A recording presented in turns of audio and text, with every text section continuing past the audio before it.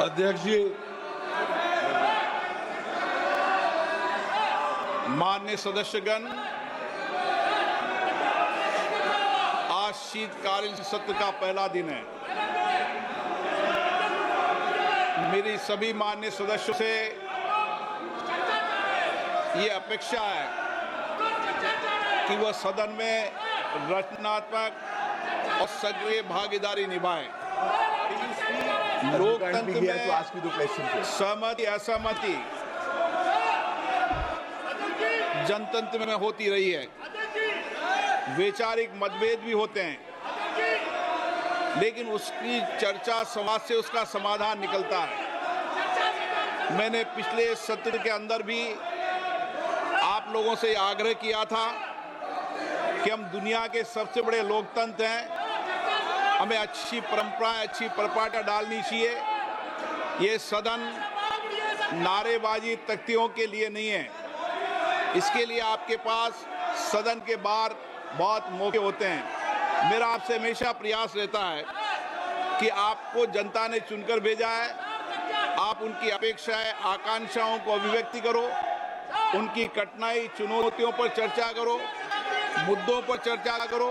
मैं सबको पर्याप्त समय, पर्याप्त अवसर उपलब्ध कराऊंगा, लेकिन नियोजित तरीके से सदन को बाधित करना ये लोकतंत्र के लिए अच्छी परंपरा नहीं है। देश की जनता ये देखती है कि हम लोग चुनकर आए, हम उनकी भावना, कठिनाइयों को, चुनौती, समस्याओं को रखेंगे, लेकिन हर बार सदन को नियोजित तरीके से बाधा उत्पन्न करना ये अच्छी परंपरा नहीं है। आप चर्चा करें, ये प्रश्नकाल है, प्रश्नकाल के अंदर महत्वपूर्ण समय होता है। आप हमेशा आके नारेबाजी, तख्तियां सदन के अंदर नियोजित तरीके से बाधित ठीक नहीं है।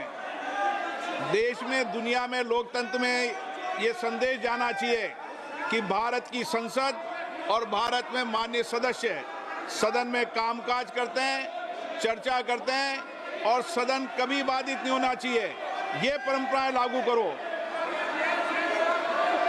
आपने प्रश्नकाल के अंदर इन विषयों पर चर्चा नहीं होती, ये प्रश्नकाल है।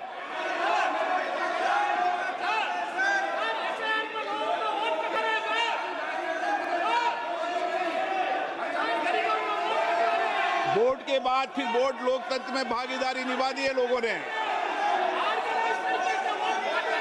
और लोकतंत्र में भागीदारी हो जाएगी।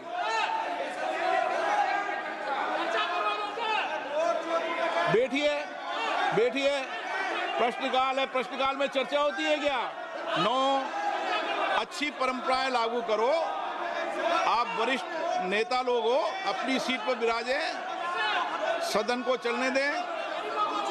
मैं फिर आपसे आग्रह कर रहा हूं, निवेदन कर रहा हूं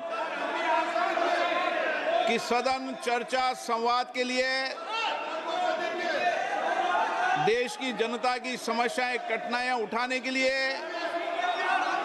नीतियों पे चर्चा करने के लिए आप प्रश्नकाल को स्थगित करने का प्रयास मत करिए। प्रश्न संख्या 1, श्री अनुराग शर्मा। जी अध्यक्ष जी, प्रश्न संख्या 1, माननीय अध्यक्ष जी, उत्तर सदन के पटल पर रखा गया। माननीय सदस्य।